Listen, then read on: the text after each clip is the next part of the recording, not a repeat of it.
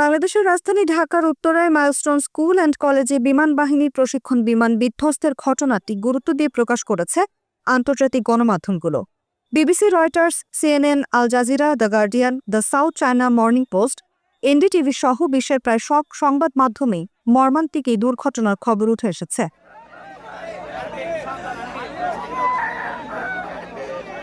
British সংবাদ মাধ্যম BBC বাংলাদেশের স্কুলে বিমান বাহিনীর জেট বিধ্বস্ত, কমপক্ষে ১৯ জন নিহত শিরোনামে সংবাদ প্রকাশ করেছে।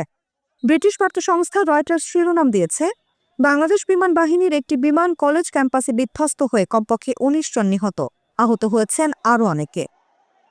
আমেরিকান সংবাদ মাধ্যম সিএনএন সংবাদ প্রকাশ করেছে, ঢাকায় স্কুলে বাংলাদেশ বিমান বাহিনীর জেট বিধ্বস্ত, কমপক্ষে ১৯ জন নিহত শিরোনামে সংবাদ প্রকাশ করেছে। প্রতিবেদনে তারা উদ্ধার কাজের একটি ছোট ভিডিও যুক্ত করেছে।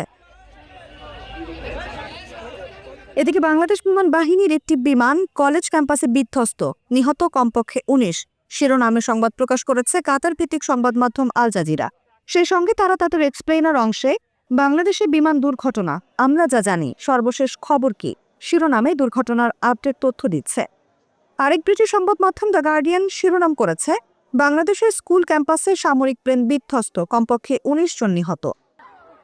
ভারতের অন্যতম প্রধান সংবাদ মাধ্যম এনডিটিভি ঢাকায় কলেজে জেট বিমান বিধ্বস্ত, ১৯ জন নিহত শিরোনামে বাংলাদেশের এই দুর্ঘটনার খবর প্রচার করেছে। তারা ৯ মিনিট ২৭ সেকেন্ডের একটি ভিডিও প্রতিবেদন প্রচার করেছে, যেখানে তাদের উপস্থাপক ও প্রতিবেদকরা দুর্ঘটনার বিভিন্ন তথ্য তুলে ধরছিলেন। এদিকে বাংলাদেশ বিমান বাহিনীর একটি বিমান স্কুলে বিধ্বস্ত হয়ে ১৯ জন নিহত, বেশিরভাগই শিশু শিরোনামে সংবাদ প্রকাশ করে চীনা সংবাদ মাধ্যম the South China Morning Post. সিল্কোর সিল্ক অ্যান্ড শাইন, যাতে আছে আর্গান অয়েল ও ওট প্রোটিনের গুডনেস, যা আপনার চুলকে রাখে হেলদি অ্যান্ড শাইনিং।